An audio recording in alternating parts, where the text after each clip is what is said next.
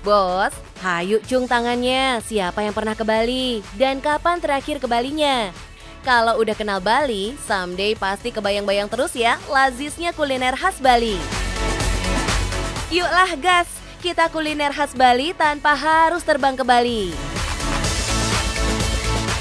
Halo bos, mau nyobain kuliner khas autentik Bali dengan ikan yang size besar? Tetap di Cuan bos.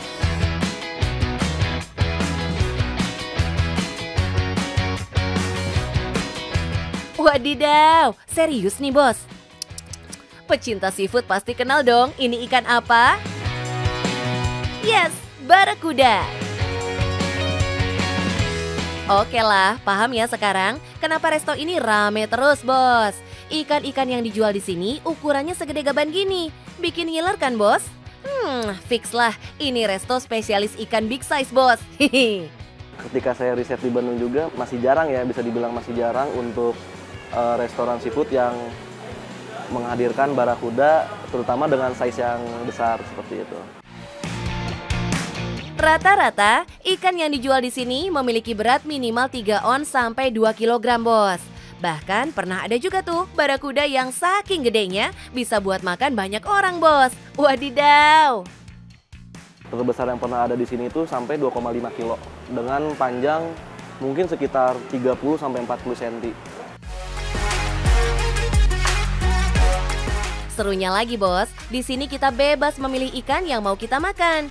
Gak cuma tunjuk-tunjuk buku menu doang tanpa tahu jenis ikannya. Hihi.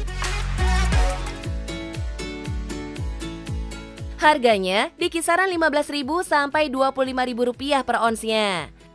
Nah, kalau mau lauk seafood lainnya, ada udang tiger, kerang, dan cumi nih bos. Jadi nggak usah khawatir ya, kalau mau pesan menu lain pendamping ikannya, lengkap di sini.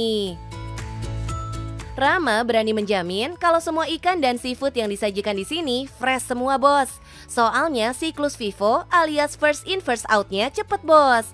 Cuma 2-3 hari aja udah ludes tuh stok 200 kg ikannya. Beh, mantap. Satu lagi nih bos, ikan yang ada di sini punya ketahanan yang lama alias gak gampang rusak karena cara penanganannya yang tepat. Selain itu, cuma ikan-ikan kualitas terbaik dari supplier terpercaya aja yang bisa masuk sini. Yang rusak langsung di-reject ya bos. Nah, mau tahu nggak bos, ciri-ciri ikan dengan kualitas bagus? Nih, Mas Rama mau ngasih tipsnya bos.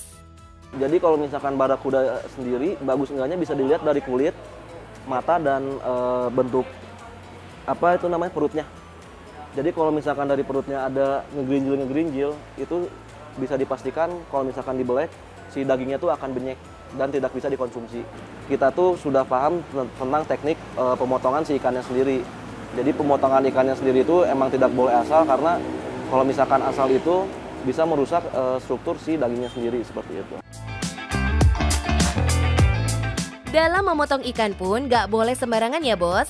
Kalau sampai sarafnya kepotong bisa bikin hancur perut dan ikan jadi rusak gak layak untuk dikonsumsi bos. Nah, setelah dibelah dan dibersihkan, ikan akan dimarinasi lalu disimpan di dalam lemari pendingin. Walaupun Doi udah menetap di Bandung, tapi kecintaannya dengan kultur Bali nggak pernah luntur bos. Buktinya semua menu yang ada di sini resepnya asli otentik Bali hasil racikannya bos. Ada bumbu original, jimbaran, luwang, dan pedas. Sementara bumbu osengnya ada asam manis, telur asin, lada hitam, rica-rica, dan saus padang. Di Bali sendiri kan emang rata-rata makanan pedas, dan yang saya lihat juga setelah saya riset, orang Bandung pun suka makanan-makanan yang pedas. Jadi kami berusaha menyesuaikan antara rasa Bali dan lidahnya orang Bandung. Nah, ngomong-ngomong soal bumbu, barakuda bumbu jimbaran menjadi favorit pengunjung di sini, bos. Daging ikannya punya tekstur yang lembut, mirip dada ayam, dan memiliki aroma tidak terlalu amis. Resto seafood dengan konsep budaya dan kuliner khas Bali ini gak cuma kental di cita rasa masakannya aja, bos, tapi juga detail ornamen yang menghiasi interiornya. Resto yang buka dari jam 11 siang sampai jam 10 malam ini selalu padat pengunjungnya di jam makan siang dan jam makan malam, Bos. Bahkan setiap akhir pekan, kursinya selalu penuh pengunjung. Kalau lagi rame itu kita bisa mengeluarkan sampai 160 ekor ikan. Untuk transaksi sendiri mungkin bisa dikatakan itu ada 100 lebih transaksi. Wah, bisa kebayang ya, Bos, dalam sebulan mereka bisa dapat berapa omsetnya. Berkat perubahan total manajemen yang dilakukan Rama di tahun lalu, ternyata berdampak besar pada usahanya, Bos. Gak cuma berpengaruh pada sistem manajemen dan kinerja karyawan, tapi juga kecuan yang datang nih. Terbukti, Bos, banyak yang bolak-balik datang dan makan di sini, walaupun dari daerah yang jauh. Malah ada loh pelanggan yang minta resto ini buka di cabang kota mereka.